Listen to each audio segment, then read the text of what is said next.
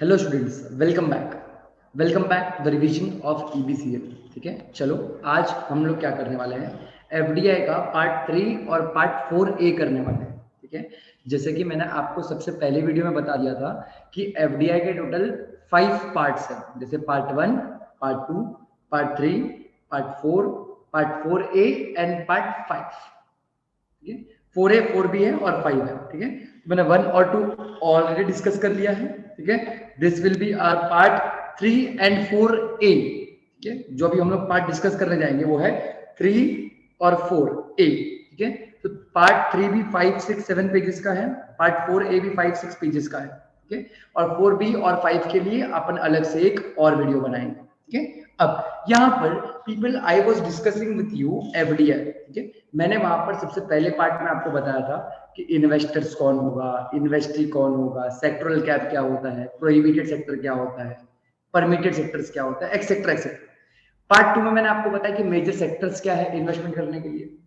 और पार्ट 3 में मैं आपको बताना चाहता हूं कि कभी भी कोई फॉरेन कंपनी वो इंडिया में ब्रांच ऑफिस, लाइसेंस ऑफिस या प्रोजेक्ट ऑफिस किस तरीके से खोलेगा। आई रिपीट, कोई भी कंपनी जो कहाँ का है, फॉरेन का है। से फॉर एग्जाम्पल कोई फॉरेन कंपनी है। ठीक है, कोई फॉरेन कंपनी है। ठीक है, अभी कोई भी कंपनी, रैंडमली कोई भी कंपनी हो सकती है। ठीक है, कोई फॉरेन कंपनी है। ठीक है, उसको क्या करना है, उसको इंडिया में, आई रिपीट, उसको क्या करना है बेटा, उसको इंडिया में या तो क्या खोलना है, ब्रांच ऑफिस, बीओ बोले तो ब्रांच ऑफिस, या तो लाइसेंस ऑफिस बोले तो रिप्रेजेंटेटिव ऑफिस, या तो प्रोजेक्ट ऑफिस खोलना है, पीओ क्या खोलना है, प्रोजेक्ट ऑफिस।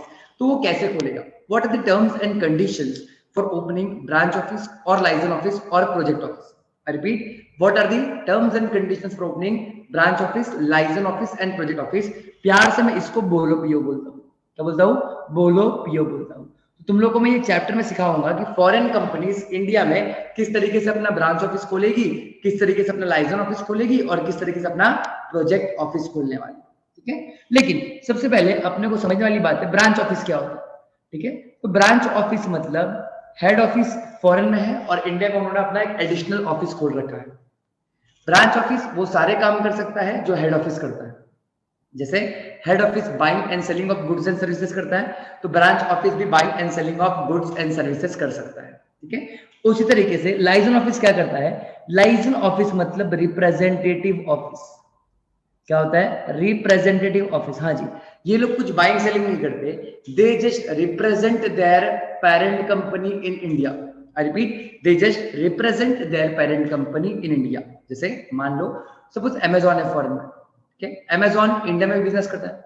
अब अमेजॉन जब इंडिया में बिजनेस करता है बेटा, तो अमेजॉन तो ऑनलाइन बिजनेस करता है।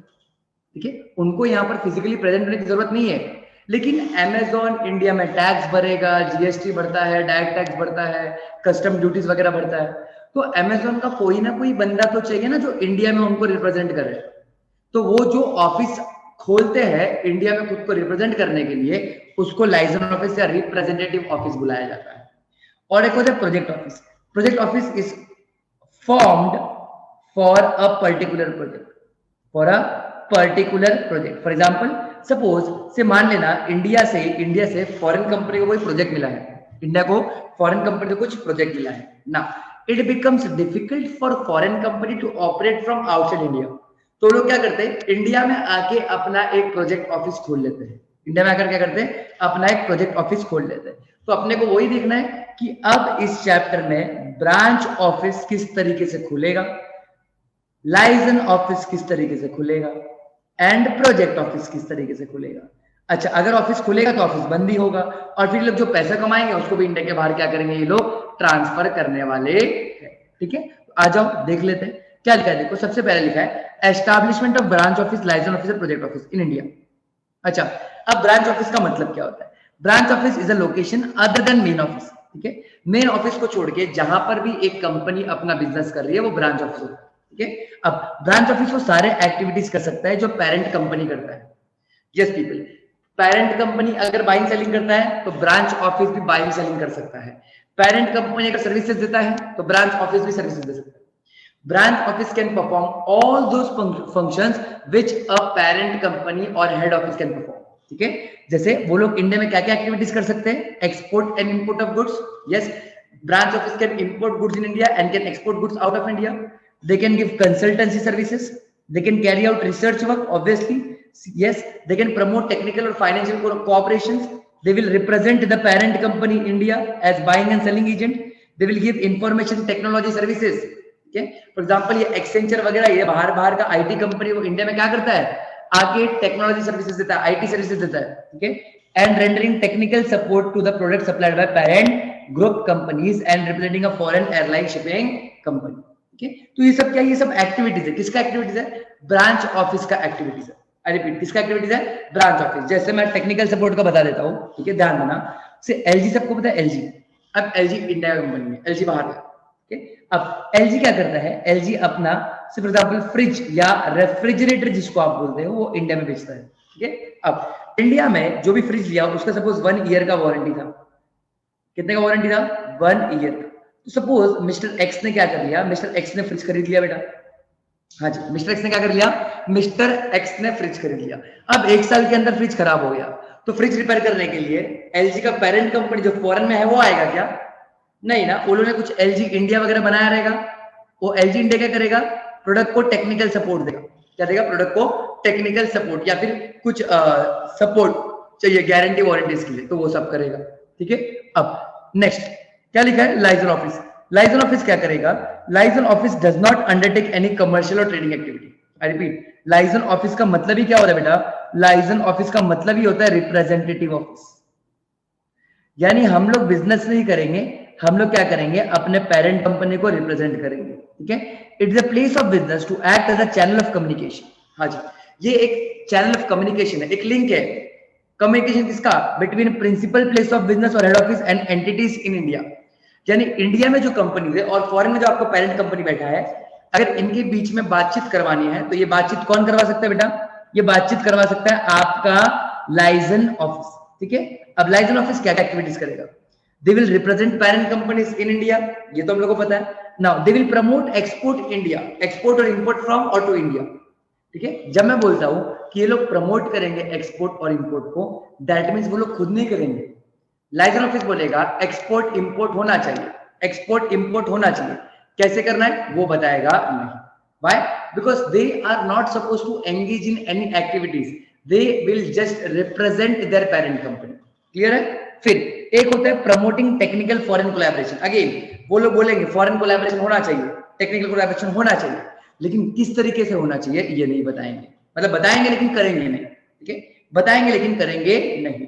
And then they are acting as a channel of communication between parent and Indian entities, clear है। तो घंटी बज जाना चाहिए, representative office will not be engaged in any type of business activities, they will only represent their parent company in India in front of government or in front of other Indian entities, correct. next is project office। अभी project office क्या होता है, एक ऐसा place of business जो कि liaison office नहीं है, जो कि liaison office clear cut बोल दिया है, project office is not liaison office, why, because project office काम करता है whereas liaison office काम नहीं कर सकता, ठीक है। अब प्रोजेक्ट ऑफिस अगर आपको इंडिया में एस्टैब्लिश करना है तो आपको कंडीशन 1 या तो कंडीशन 1 और कंडीशन 2 दोनों सेटिस्फाई करना है, यानी कंडीशन ए प्लस बी दोनों सेटिस्फाई करना है, ठीक है। अब कंडीशन क्या बोला यहाँ पर कि अगर आपको इंडिया में प्रोजेक्ट ऑफिस खोलना है तो आपके पास इंडिया से प्रोजेक्ट होना चाहिए, जैसे आपको इंडिया से अगर प्रोजेक्ट मिला है तो ही आप प्रोजेक्ट ऑफिस इंडिया में खोल सकते हो, पता चला आपको इंडिया से प्रोजेक्ट नहीं मिला और आप प्रोजेक्ट ऑफिस खोल के बैठे हो, ये नहीं चलेगा, ठीक है।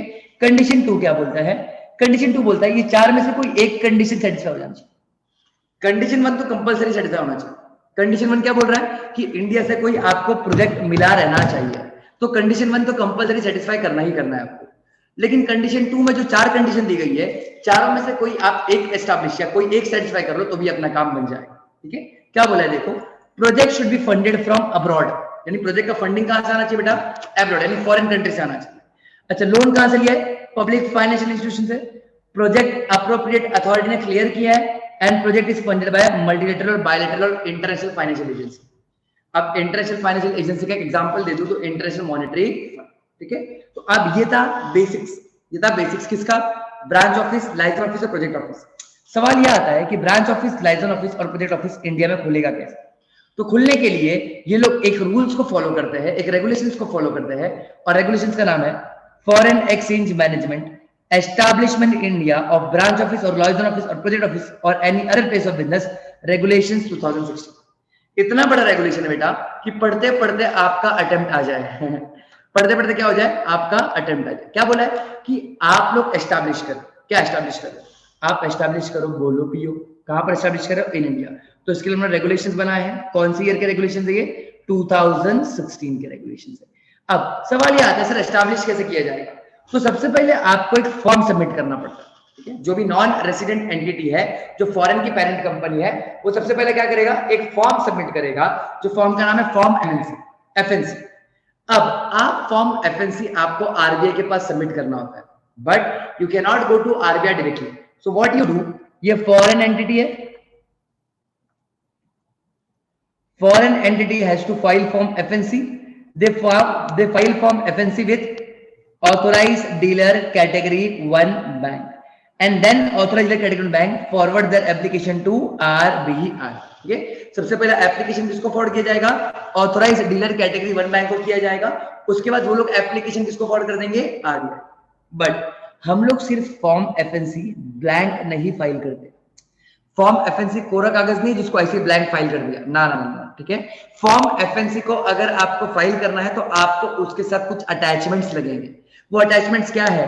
तो फॉरेन कंपनी का सर्टिफिकेट ऑफ इनकॉर्पोरेशन, उनका एमओए और उनका एओए, लेकिन वो नोटरी पब्लिक से नोटराइज होना चाहिए। क्यों? तो फॉरेन कंट्री से आ रहा ना। अब फॉरेन कंट्री में डॉक्यूमेंट्स कुछ और तरीके से लीगल हो सकते हैं, तो जब भी फॉरेन कंट्री से अपने पास एमओए या एओए आ रहा है तो उसका नोटराइज कॉपी आना चाहिए, नोटरी लगनी चाहिए, ठीक है। तो सबसे पहले क्या देना आपको? सर्टिफिकेट ऑफ इनकॉर्पोरेशन, फिर देना एमओए, फिर देना एओए। समझ रहे हो मैं क्या बोल रहा हूँ? फिर आपको देना ऑडिटेड बैलेंस शीट। अगर आप ब्रांच ऑफिस हो, मतलब अगर आपको इंडिया में ब्रांच ऑफिस खोलना है तो आपको पिछले 3 साल का ऑडिटेड फाइनेंशियल स्टेटमेंट देना है, और अगर आपको लाइसेंस ऑफिस खोलना है तो आपको पिछले 5 साल का ऑडिटेड फाइनेंशियल स्टेटमेंट देना है, ठीक है। प्रोजेक्ट ऑफिस के लिए ऑडिटेड फाइनेंशियल स्टेटमेंट्स देने की जरूरत नहीं है। लाइसेंस ऑफिस के लिए कितना बोला है? 5 इयर्स। ब्रांच ऑफिस के लिए कितना बोला है? 3 इयर्स, ठीक है। अच्छा, ऐसा हो सकता है ना कि आपके कंट्री में ऑडिट के प्रोविजंस आपको एप्लीकेबल नहीं है, तो उस केस में जो भी आपका फाइनेंशियल स्टेटमेंट होगा उसको ऑडिट करके कौन भेजेगा?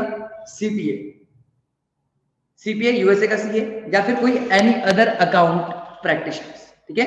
फिर आपको बैंक रिपोर्ट सबमिट करनी है बेटा। क्या सबमिट करनी है? बैंक रिपोर्ट, कि आप जो कंट्री इंडिया, जो कंपनी इंडिया में आना चाहती है, वो कंपनी का फॉरेन कंट्री के बैंक में उनके साथ रिलेशंस कैसे है, ठीक है। फिर एप्लीकेशन कौन साइन करेगा? वहां का हेड साइन करेगा।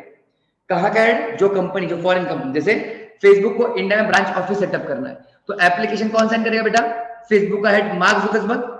और अगर मार्क जुकरबर्ग के पास टाइम नहीं है तो कौन साइन कर देगा? उसका नॉमिनी, जिसके पास पावर ऑफ अटर्नी, ठीक है। तो देखो यहाँ आ जाओ, ब्लैंक पेज पे आ जाओ, मैं पूरा बता दूंगा आपको, ठीक है। जैसे जिसको भी बोलो पियो खोलना है, ठीक है, बोलो पियो बोले तो branch office, licence office, project office. तो आप लोग क्या करोगे? आप लोग एप्लीकेशन दोगे। अच्छा, एप्लीकेशन किसको दोगे आप? एप्लीकेशन दोगे ऑथोराइज डीलर कैटेगरी 1 बैंक को। अच्छा, एप्लीकेशन कौन से फॉर्म में दोगे? फॉर्म एफएनसी, ठीक है। अब ये जो फॉर्म एफएनसी दे रहा है वो कोरा कागज नहीं देगा। फॉर्म एफएनसी जो है कोरा कागज, इसके साथ क्या क्या अटैच करोगे आप लोग? तो फॉरेन कंपनी में सर्टिफिकेट ऑफ इनकॉर्पोरेशन अटैच करेगी, एमओए और एओ अटैच करेगी, बट ये दोनों नोटराइज होने चाहिए। हाँ जी, ये दोनों क्या होना चाहिए? नोटराइज, यानी नोटरी लगी रहनी चाहिए इस पर, ठीक है। फिर उसके बाद आप लोग क्या दोगे? Audited financial statement. अगर ब्रांच ऑफिस है तो पिछले 3 साल का, और अगर लाइसेंस ऑफिस है तो पिछले 5 साल का। प्रोजेक्ट ऑफिस में देने की जरूरत नहीं है। और अगर आपके कंट्री में ऑडिट के प्रोविजन अप्लाई नहीं होते तो आप इसका अलग से सीपीए से ऑडिट करवाओ। सीपीए से क्या करो? ऑडिट करवाओ, या फिर कोई रजिस्टर्ड अकाउंटेंट प्रैक्टिस से क्या करो? ऑडिट करवाओ, ठीक है। फिर प्लस आपको क्या देना पड़ेगा? अपना बैंक रिपोर्ट देना पड़ेगा, हाँ जी, कि आपका फॉरेन कंट्री में जो बैंक है उनके साथ बैंकिंग रिलेशन कैसा है, ठीक है। फिर बैंक रिपोर्ट दे दिया आपने, ठीक है, आपने क्या दे दिया? Bank report. फिर वो जो एप्लीकेशन है, जो आपका फॉर्म एफएनसी, वो साइन कौन करेगा? फॉरेन हेड, फॉरेन कंपनी का जो भी हेड रहेगा। और अगर उसके पास टाइम नहीं है तो उसका नॉमिनी, लेकिन नॉमिनी के पास क्या होना चाहिए बेटा? पावर ऑफ अटर्नी होना चाहिए, ठीक है। अब एक बार आप लोग ने कंप्लीट एप्लीकेशन फाइल कर दिया फॉर्म एफएनसी में ऑथराइज्ड डीलर कैटेगरी 1 बैंक के पास, तो वो आपके एप्लीकेशन को फॉरवर्ड कर देगा आरबीआई को, ठीक है। आरबीआई को किसको करेगा? जनरल मैनेजर को। Reserve Bank of India CO cell New Delhi for allotment of unique identification number to each बोलो। यानी ब्रांच ऑफिसर लाइजन ऑफिस जब भी इंडिया में खुलेगा उनके पास क्या होना चाहिए? यूनिक आइडेंटिफिकेशन नंबर होना चाहिए, यानी यूआईएन। और बेटा यूआईएन कौन देता है? आरबीआई। लेकिन आरबीआई यूआईएन कब देगा? जब आपका एप्लीकेशन उस तक पहुंचेगा। और आपका एप्लीकेशन उस तक कैसे पहुंचेगा? ऑथोराइज्ड डीलर कैटेगरी 1 बैंक के साथ।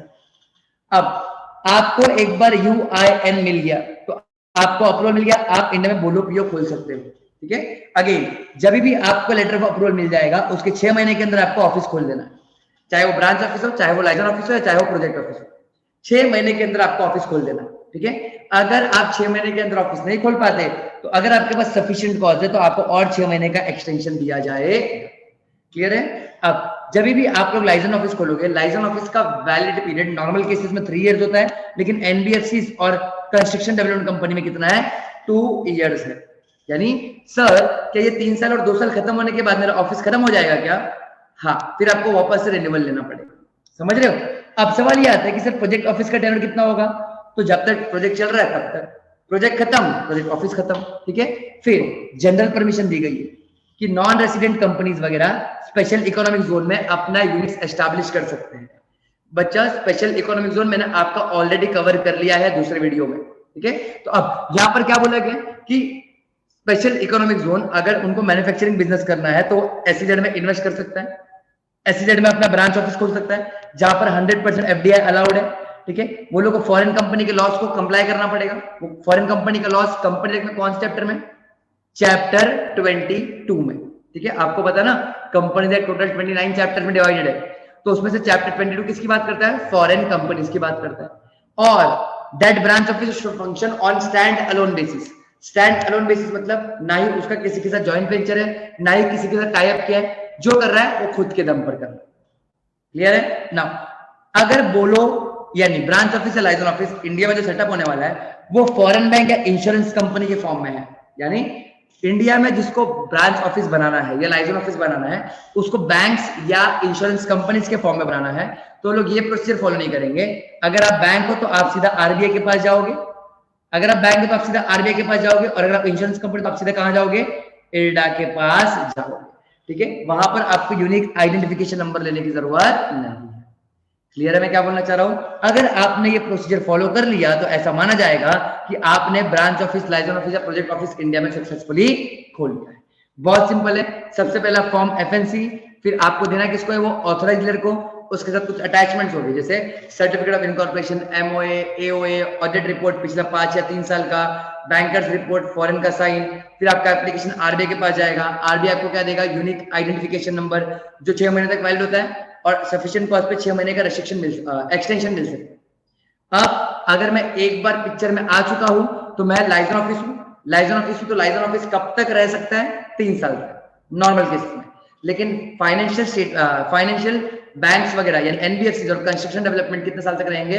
2 साल के लिए। ब्रांच ऑफिस जब तक रहना चाहे रह सकता है, जब तक ब्रांच ऑफिस वाइंड अप ना हो जाए ब्रांच ऑफिस रह सकता है। और प्रोजेक्ट ऑफिस कब तक रहेगा?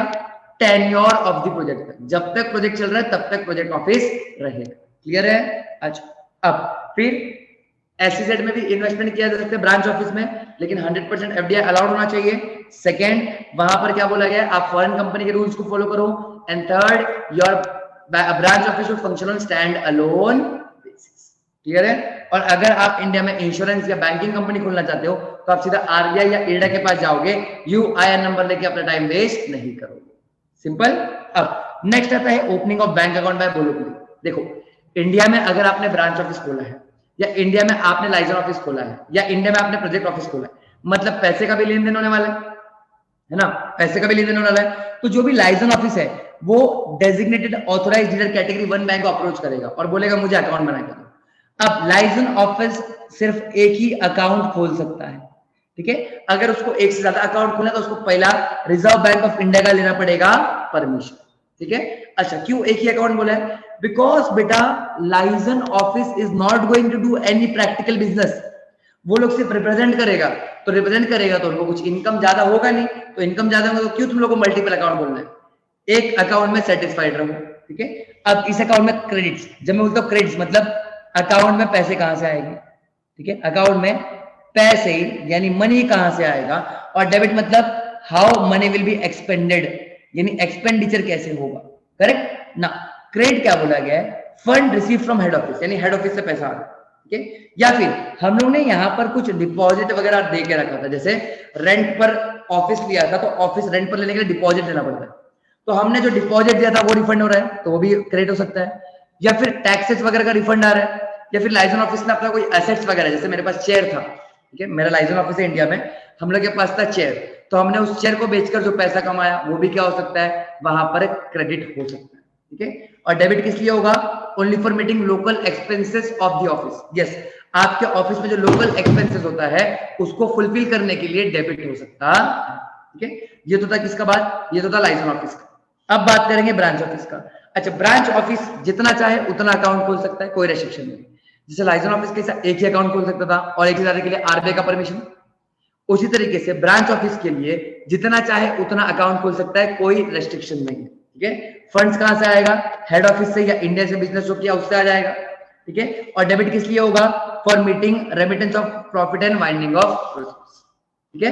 फिर प्रोजेक्ट ऑफिस, अब प्रोजेक्ट ऑफिस दो अकाउंट खोल सकता है, एक डॉलर में एक रुपीज में, ठीक है, दो अकाउंट मैक्सिमम खोल सकता है, ठीक है। लेकिन अगर आप पाकिस्तान से हो और आपको इंडिया में प्रोजेक्ट ऑफिस के लिए बैंक अकाउंट खोलना है तो आपको पहला गवर्नमेंट का अप्रूवल लेना पड़ेगा, क्लियर है। अब ये कंप्लीटली अलग कंसेप्ट है, ठीक है। अब तक मैंने आपको क्या सिखाया कि ब्रांच ऑफिस, लाइजन ऑफिस और प्रोजेक्ट ऑफिस तीनों बैंक अकाउंट खोलेंगे। लाइजन ऑफिस सिर्फ एक खोल सकता है, ब्रांच ऑफिस जितना चाहे उतना खोल सकता है, और लास्ट में आपका दिया है प्रोजेक्ट ऑफिस, तो प्रोजेक्ट ऑफिस दो करेंसी में खोल सकता है, एक इंडियन करेंसी और एक फॉरेन करेंसी। क्लियर है मैं क्या बोलना चाह रहा हूं, ठीक है ना।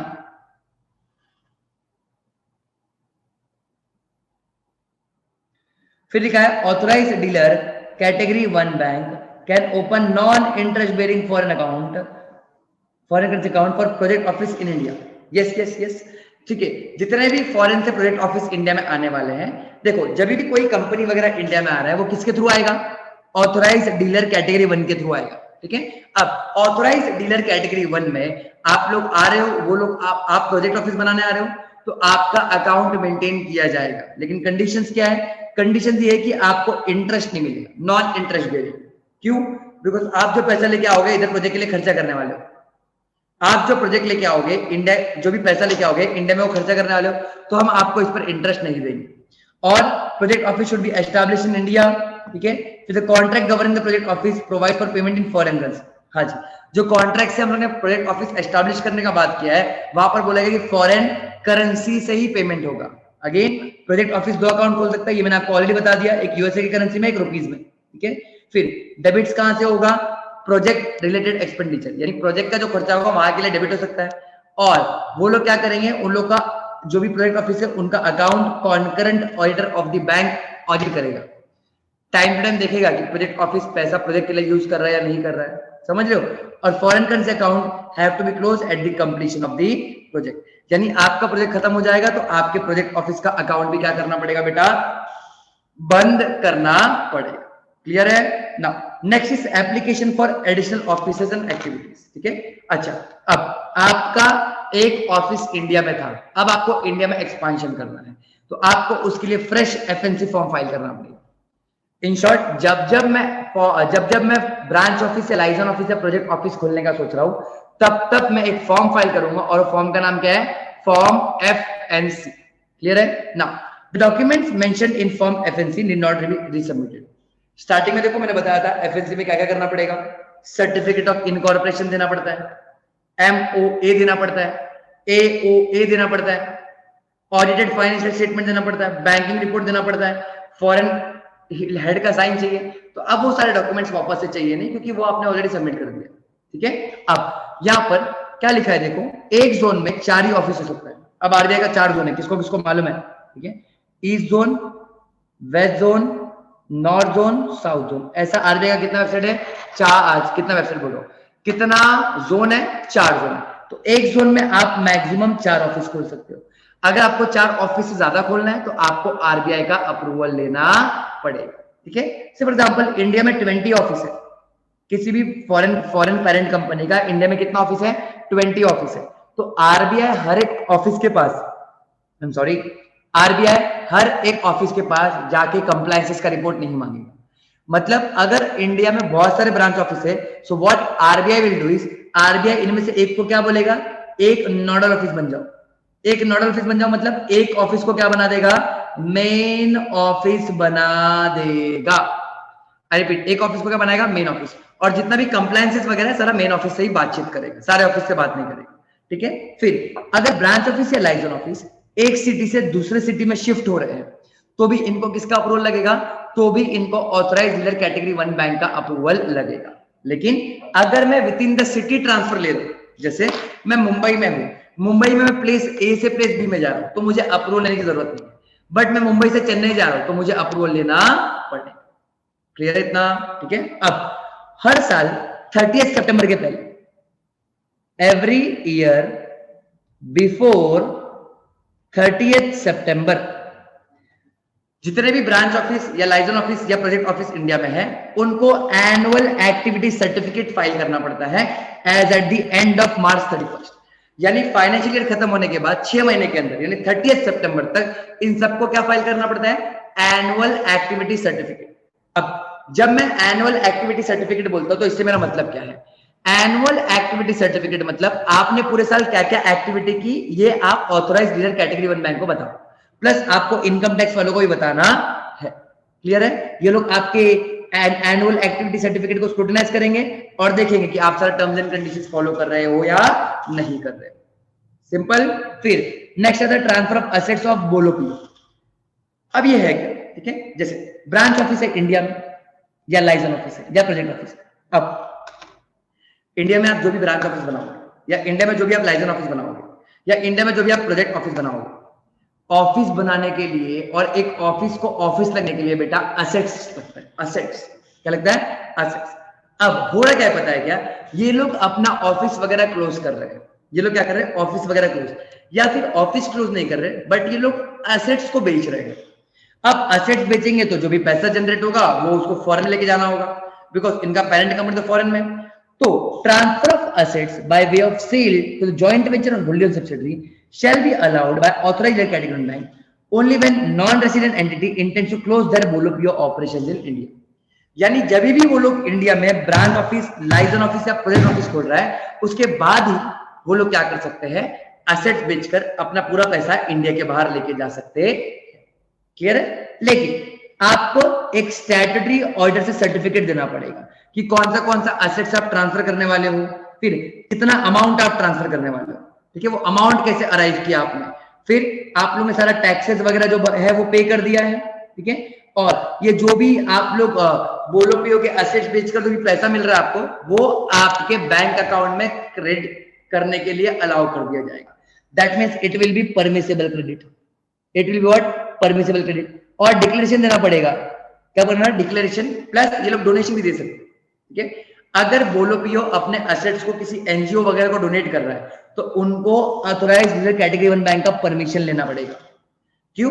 बिकॉज अचानक से फॉरेनर्स को इंडिया में प्यार क्यों आ गया, क्यों ये लोग डोनेशन देके जाना चाहते हैं, तो इसके लिए आप ऑथराइज्ड डीलर कैटेगरी 1 बैंक से अप्रूवल ले लो। क्लियर है? फिर एक होता है रजिस्ट्रेशन विद पुलिस अथॉरिटीज। हाँ जी बिल्कुल, अगर आप बांग्लादेश से हो, Sri Lanka, Afghanistan, Iran, China, Hong Kong, Macau, Pakistan से हो, देखा सब झोल कंट्री।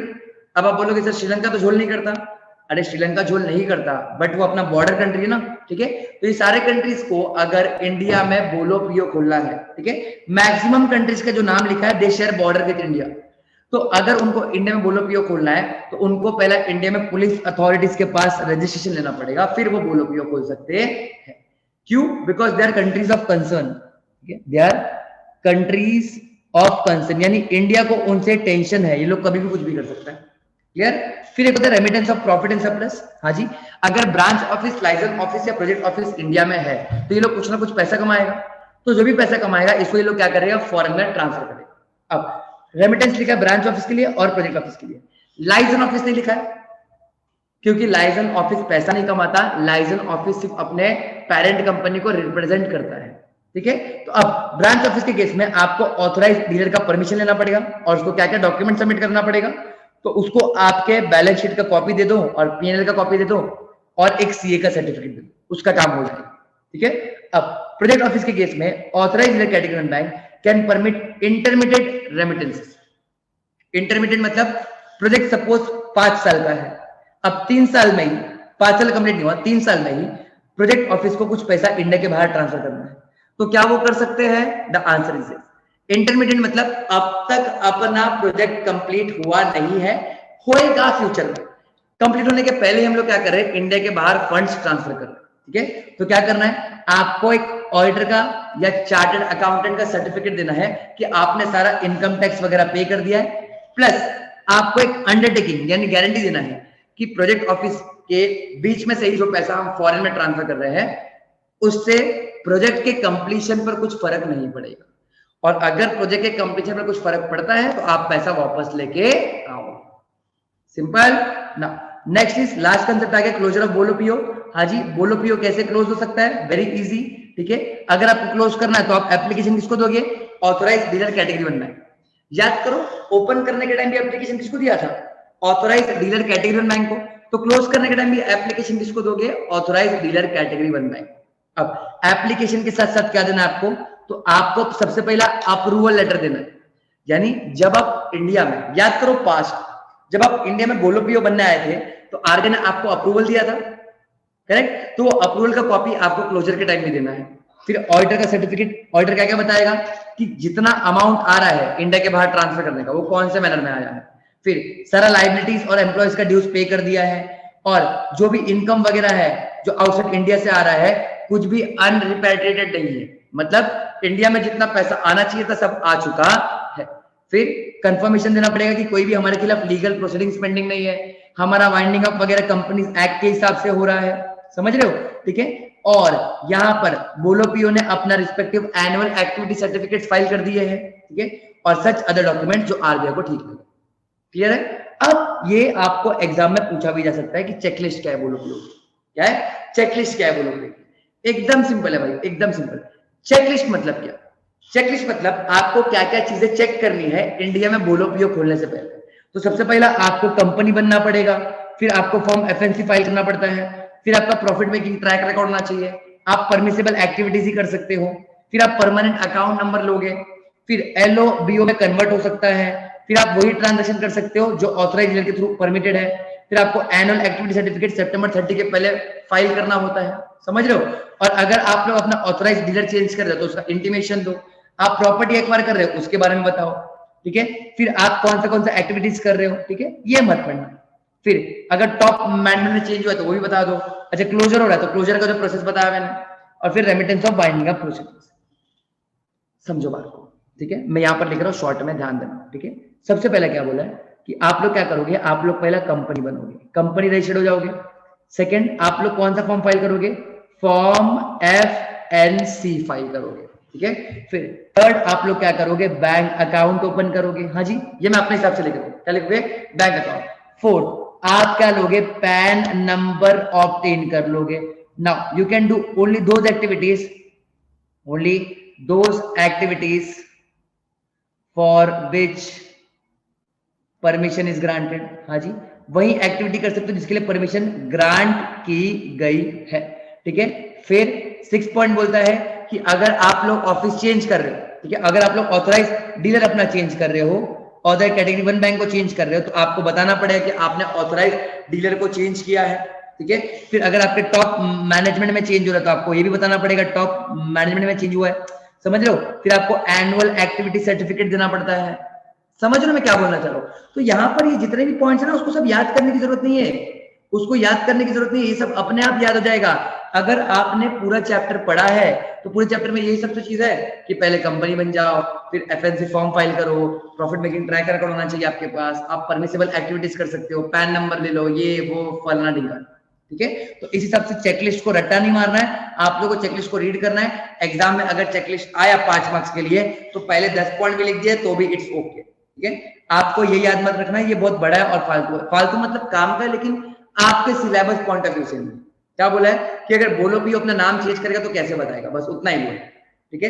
तो प्लीज ये चेकलिस्ट याद करते मत बैठ जाना, हाँ रीड करना, 1-2 बार रीड करो अपने आप याद हो जाएगा, लेकिन रीड कब करेगा? चैप्टर पढ़ने के बाद, क्योंकि ये बेसिकली पूरे चैप्टर का समरी है, ठीक है। समरी का स्पेलिंग देखो क्या लिख रहा हूं, हाँ जी, बेसिकली क्या है, ये पूरे चैप्टर का समरी है। क्लियर है मैं क्या बोलना चाह रहा हूँ? ठीक है, तो यहाँ पर अपना पार्ट 3 भी खत्म हो गया, बहुत सिंपल था और बहुत छोटा था। अब हम जा रहे हैं पार्ट 4 पे। पार्ट 4 नहीं, बेसिकली पार्ट 4A पे जा रहे हैं। ठीक है, ये भी बहुत छोटा है, कोई टेंशन नहीं, फटक से हो जाएगा। अब यहाँ पर पार्ट 4 का डिस्कशन चालू होगा अपना। Foreign exchange management non debt rules 2019, जो बोलता है एफडीआई का पार्ट 4 पे। ठीक है बेटा, अब तक हम लोग एक्ट पढ़ रहे थे। ठीक है, अब तक हम लोग क्या पढ़ रहे थे? एक्ट, क्या चीजें बोली गई है, what are the terms and conditions. Now we are into rules, we are into rules. जैसे ही मैं बोलता हूँ ना कि हम रूल्स पढ़ने वाले हैं, आई मीन हम लोग प्रोसीजरल पार्ट पढ़ने वाले हैं। क्या पढ़ने वाले हैं? प्रोसीजरल पार्ट पढ़ने वाले हैं। यहां से मैंने आगे रूल्स में काफी मेहनत किया और चैप्टर्स को एकदम सिंपल बनाने की कोशिश की है। ठीक है, तो बस अपना सिर्फ दो ही चीज बाकी है, पार्ट ए, पार्ट 4B और पार्ट 5। तो 4A यही वीडियो में खत्म हो जाएगी और पार्ट 4B और 5 के लिए हम लोग अलग वीडियो बनाएंगे। ठीक है, अब देखो क्या लिखा है, पर्सन रेसिडेंट आउटसाइड इंडिया और फॉरेन एंटिटी, यानी बाहर वाले जब भी इंडिया के कंपनी में, इंडिया के प्रोप्राइटरी फर्म में, या फिर फर्म में, या फिर association of person, investment vehicle या वेंचर कैपिटल, जब भी इन्वेस्टमेंट कर रहे हैं तो वो लोग कैपिटल लेके आएंगे। अब बेटा कैपिटल दो टाइप का होता है, एक होता है इक्विटी कैपिटल और एक होता है डेट कैपिटल। अगर इक्विटी में इन्वेस्ट कर रहे हो इसका मतलब नॉन डेट इंस्ट्रूमेंट, बराबर ना? इक्विटी मतलब नॉन डेट और डेट में कर रहे हो मतलब डेट, सिंपल ना। नॉन डेट इंस्ट्रूमेंट्स क्या होता है? ठीक है, नॉन डेट इंस्ट्रूमेंट्स क्या होता है, तो मैंने आपको ये बताया था, इक्विटी शेयर्स होता है। इक्विटी इंस्ट्रूमेंट्स क्या होता है? नॉन डेट मतलब इक्विटी, और इक्विटी इंस्ट्रूमेंट मतलब क्या होता है? Equity shares. तो सबसे पहले क्या आ जाएगा? इक्विटी शेयर्स, फिर partly paid up equity shares. क्या बोला? Partly paid up equity shares, यानी पूरी तरीके से इसको पे नहीं किया है, पार्टली पेड अप।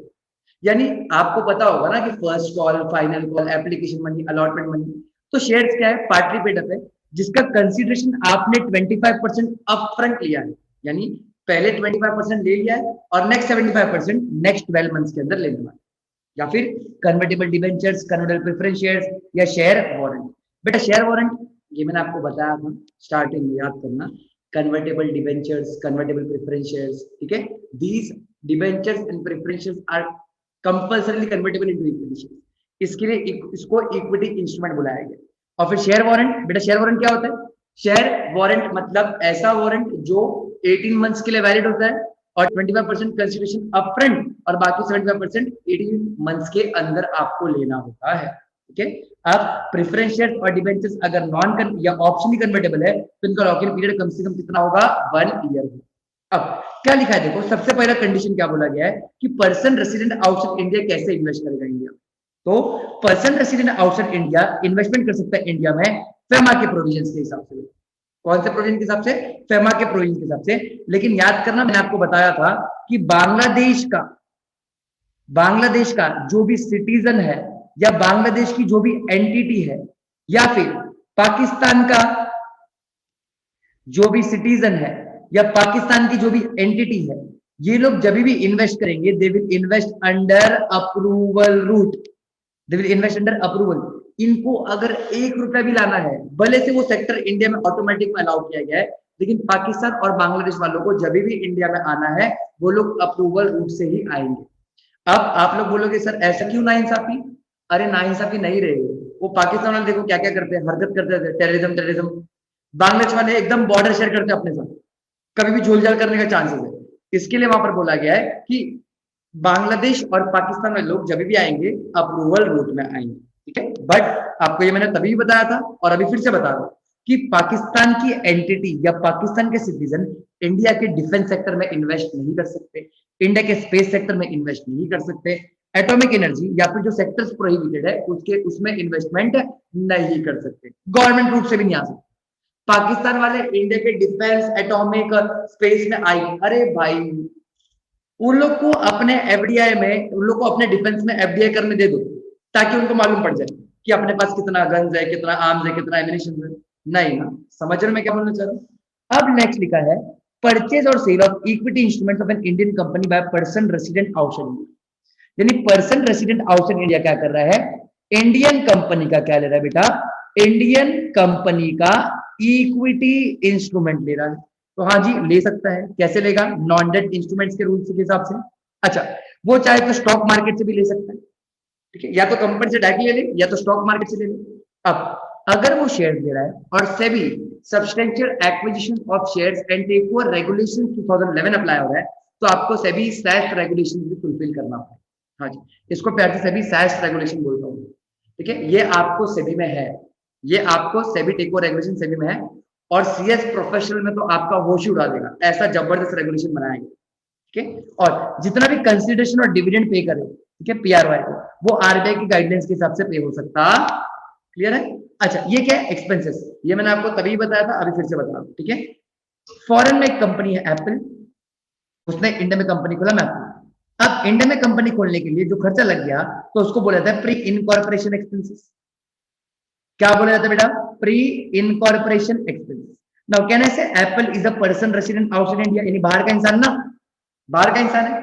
अब प्री इनकॉर्पोरेशन एक्सपेंसेस जो भी मैपल के लिए लगा, अब मैपल क्या करेगा, कंपनी बनने के बाद उसको प्री इनकॉर्पोरेशन एक्सपेंसेस एप्पल को रीइंबर्स करना पड़ेगा।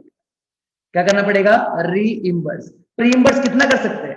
एप्पल ने जितना इन्वेस्टमेंट लाया और 5 lakh USD whichever is less, 5% of authorise capital और 5 lakh USD whichever is less, ठीक है ना। Next is Indian company in automatic route. हाँ जी, अगर आपकी कंपनी और इंडियन कंपनी जो फॉरेन इन्वेस्टमेंट रिसीव कर रही है, अगर वो ऑटोमेटिक रूट के अंदर है, आई रिपीट, अगर वो क्या है, ऑटोमेटिक रूट के अंदर है, तो वो क्या कर सकती है, पीआरओआई को शेयर दे सकती है, स्वैप हो सकता है, आप अपना शेयर दे दो, मेरा शेयर दे दो। फिर इंपोर्ट ऑफ कैपिटल गुड्स और मशीनरी और इक्विपमेंट के लिए, जैसे कैपिटल गुड्स इंपोर्ट किया, देने के लिए पैसा नहीं है तो शेयर दे दिया, या फिर पी ऑपरेटिंग का पी इनकॉर्पोरेशन एक्सपेंस। क्लियर है? अब बात हो रही है एलएलपी। एलएलपी में कैसा इन्वेस्टमेंट होगा? क्या बोला? एलएलपी में, इंडिया के एलएलपी में इन्वेस्टमेंट कैसे होगा?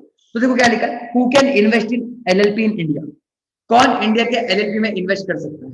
तो person resident outside India India के एलएलपी में इन्वेस्ट कर सकता है, लेकिन बांग्लादेश और पाकिस्तान के लोग, क्या बोला, बांग्लादेश और पाकिस्तान के लोग, वो लोग एलएलपी में इन्वेस्टमेंट नहीं कर सकते, चाहे अप्रूवल रूट हो, चाहे गवर्नमेंट रूट हो, चाहे ऑटोमेटिक कुछ भी हो, वो लोग इंडिया के एलएलपी में इन्वेस्टमेंट नहीं कर सकते।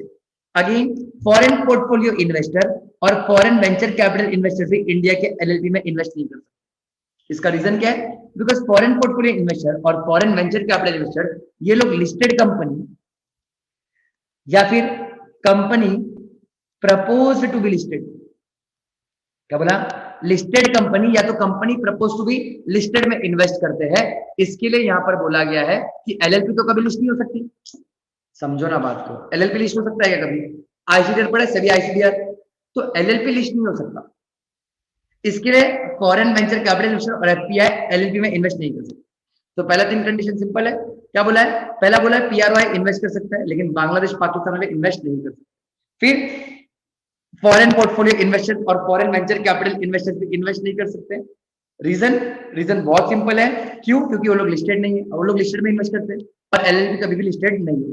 अब कंडीशंस क्या है इन्वेस्टमेंट का? तो बहुत ही सिंपल है, बहुत, एग्जाम में डायरेक्ट पूछ देंगे कि बताओ एफडीआई एलएलपी में करने का कंडीशंस क्या है, तो अपने को मालूम होना चाहिए ना बेटा कंडीशंस क्या है, ठीक है। तो देखो, एलएलपी पहली बात तो इनकॉर्पोरेटेड होनी चाहिए एलएलपी एक्ट 2008 के हिसाब से। फिर एलएलपी उस सेक्टर में ऑपरेट कर रही है जहां पर 100% एफडीआई अलाउड है ऑटोमेटिक रूप से।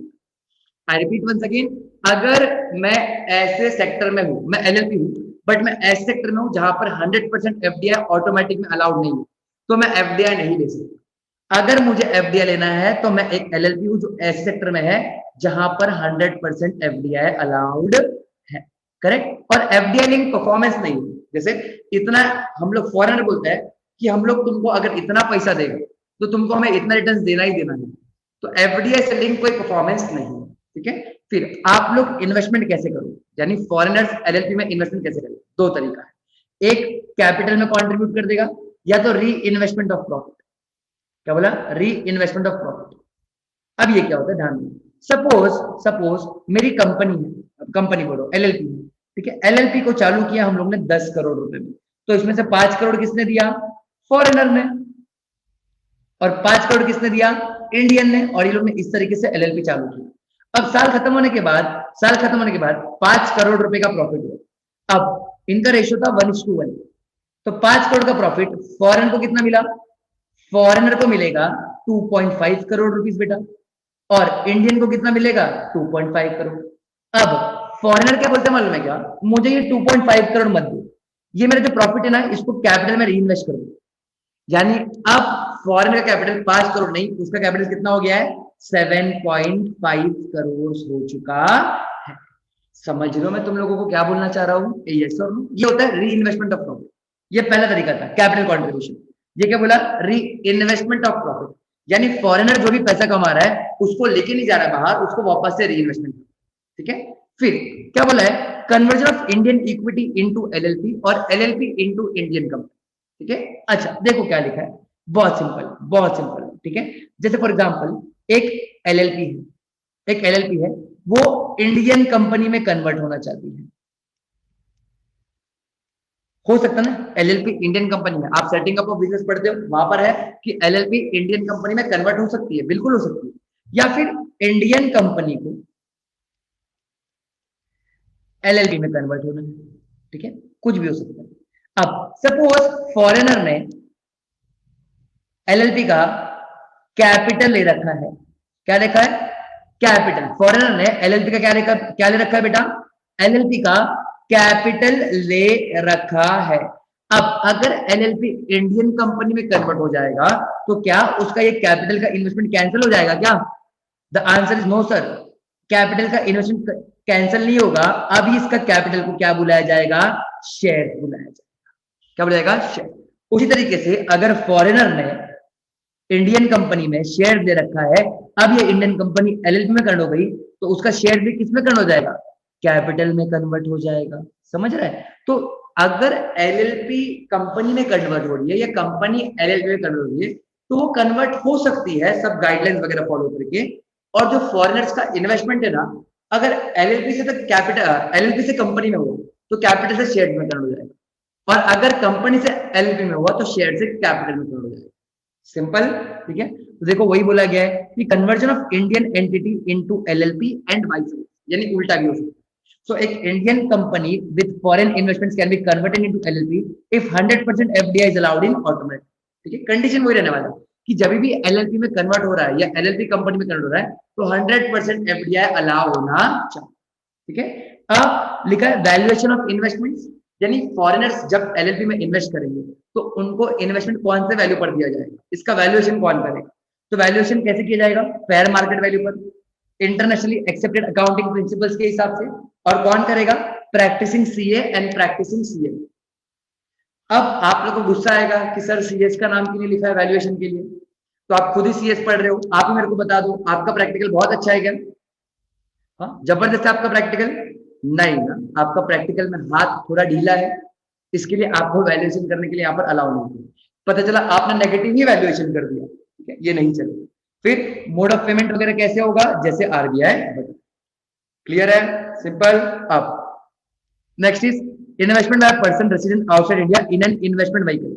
ठीक है, इन्वेस्टमेंट कहाँ हो रहा है बेटा? इन्वेस्टमेंट व्हीकल में हो रहा है। अब इन्वेस्टमेंट व्हीकल का एग्जांपल दे दूं, रियल एस्टेट, इन्वेस्टमेंट ट्रस्ट, फिर alternative investment funds, infrastructure investment trust. समझ रहा है? बहुत सारे एग्जांपल।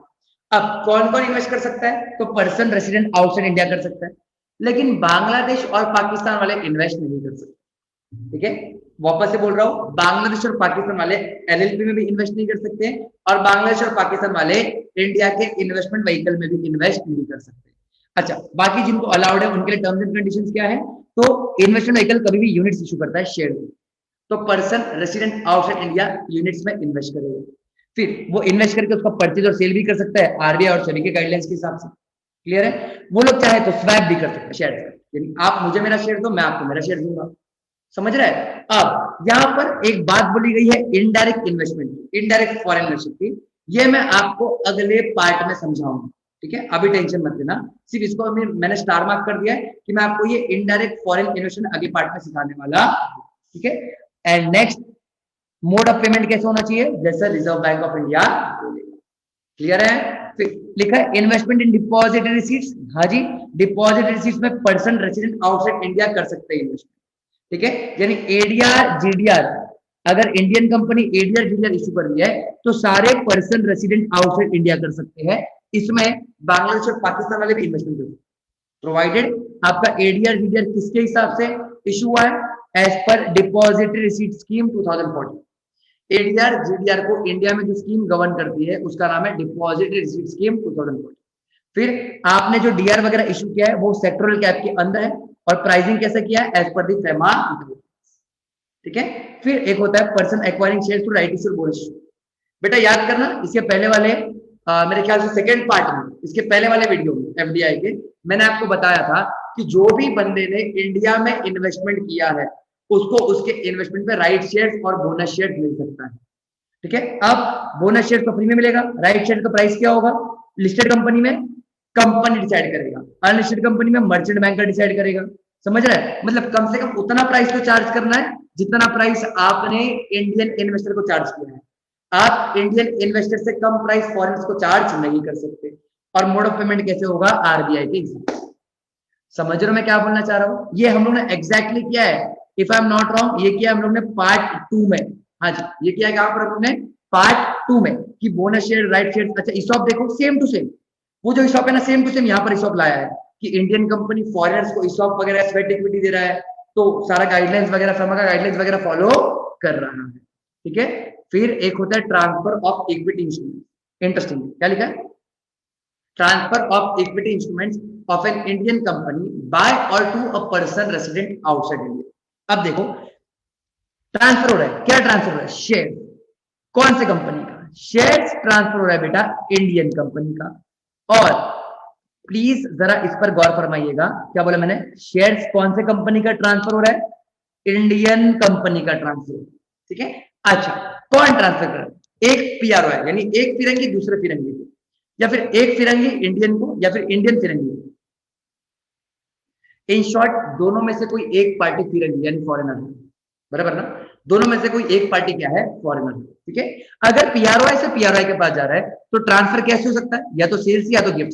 अब कंडीशन क्या है, अगर आप गवर्नमेंट रूट में आते हो तो आपको गवर्नमेंट का अप्रूवल लेना पड़ेगा, और अगर आप ऑटोमेटिक रूट में आते हो तो आपको गवर्नमेंट का अप्रूवल लेने का जरूरत नहीं है। फिर आपको एंट्री रूट फॉलो करना है, जैसे आपकी कंपनी अगर परमिटेड सेक्टर में है तो कितना अलाउड है कितना डिसअलाउड है। फिर इन्वेस्टमेंट लिमिट्स यानी सेक्टरल कैप, प्राइसिंग गाइडलाइन यानी कितने प्राइस पर इशू करना है, आरबीआई के गाइडलाइन सारे फॉलो करने पड़ेंगे। फिर पीआरओ है तो पीआरआई ट्रांसफर हो रहा है, तो ट्रांसफर या तो सेल के जैसा हो सकता है या तो गिफ्ट। कंडीशन क्या है, सेल होगा स्टॉक एक्सचेंज पर और आपको सेबी और आरबीआई के रेगुलेशंस फॉलो करने पड़ेंगे, सिंपल। फिर एक होता है person resident in India to person resident outside India. अब ट्रांसफर कैसे हो सकता है, देखो अगर पीआरआई को शेयर बेच रहा है तो शेयर फॉरेनर के पास जा रहा है, तो ट्रांसफर कैसे हो सकता है, या तो शेयर या तो गिफ्ट, या तो सेल या तो गिफ्ट। अब अगर सेल कर रहे हो तो आप entry route, investment limits, pricing guidelines, RBI guidelines ये सब देखो। लेकिन अगर आप गिफ्ट से कर रहे हो तो गिफ्ट के कंडीशंस क्या है, गिफ्ट देने से पहले आपको आरबीआई का अप्रूवल लेना है। भाई किसको तुम फॉरेन में गिफ्ट दे रहा है हमको पूछ के दो, और जिसको भी गिफ्ट दे रहा है वो आपका रिलेटिव होना चाहिए as per companies act. Companies act का सेक्शन 2+77 बात करता है रिलेटिव की, mother, father, step mother, step father, brother, step brother, sister, step sister, spouse, child, sorry son, step son and daughter. Step daughter include नहीं होगी, ठीक है। ये क्या है, फैमिली का डेफिनेशन, रिलेटिव का डेफिनेशन, ठीक है। फिर donee should be eligible to make investment in India. पता चला मैं पाकिस्तान वाले बंदे को क्या दे रहा हूँ, शेयर्स गिफ्ट कर रहा हूँ, ठीक है, तो वो अलाउड नहीं होगा, वो अलाउड नहीं। या फिर मैं रियल एस्टेट में हूँ, मैं इंडिया में गैमलिंग या लॉटरी में हूँ और मैं फॉरेनर्स को क्या कहता हूँ, शेयर देने का कुछ, तो वो अलाउड नहीं है क्योंकि वो एलिजिबल ही नहीं है इंडिया में इन्वेस्ट करने के लिए। और लिमिट ऑफ गिफ्ट कितना है, maximum 5% of paid up capital और डिबेंचर और बॉन्ड्स, या फिर मैक्सिमम वैल्यू ऑफ 50,000 यूएसडी। और आपको सेक्टरल कैप भी फॉलो करना पड़ेगा, जैसे मेरे कंपनी में सेक्टरल कैप 74% है, आप लोग ने ऑलरेडी 73% फॉरेन इन्वेस्टमेंट रेज कर दिया, तो जो मैक्सिमम 1% और फॉरेन इन्वेस्टमेंट कितना आ सकता है, मैक्सिमम 1%, तो ये भी ध्यान देना पड़ेगा, ठीक है। अब अगर ट्रांसफर हो रहा है पीआरओ या पीआरआई के बीच में, आई रिपीट अगर ट्रांसफर हो रहा है पीआरओ या पीआरआई के बीच में, तो आपको 75 कंसिडरेशन तो अभी का भी लेना है, बैलेंस 25 कंसिडरेशन आप 18 मंथ्स के अंदर ले सकते हैं। लॉजिक लगा। अगर शेयर्स PROI टू PRI में ट्रांसफर हुए तो कोई भी अपना पैसा उधार छोड़ेगा क्या? नहीं। ये लोगों ने प्रोविजन बना के रखा है कि 75% अभी ले लो इमीडिएटली, 25% बाद में मिलेगा तो भी चलेगा। लेकिन आप ही दिमाग लगाओ, कोई अपना पैसा छोड़ेगा क्या? नहीं। तो मोस्टली ऐसा केसेस देखा जाता है कि 100% कंसिडरेशन तुरंत ले लिया गया। और एक होता है एस्क्रो अकाउंट, ठीक है। तो PROI क्या करेगा, वो एस्क्रो अकाउंट ओपन करेगा। एस्क्रो अकाउंट क्या होता है? स्पेशल पर्पस अकाउंट होता है। ये क्यों खोला जाता है? पेमेंट वगैरह करने के लिए। जैसे ही पेमेंट वगैरह खत्म हो जाएगा, एस्क्रो अकाउंट क्लोज हो जाएगा। सिंपल। अब ये था आपका पार्ट 5, ठीक है। ये था आपका पार्ट 5 बोल रहा हूँ, पेज 5 ऑफ पार्ट 4।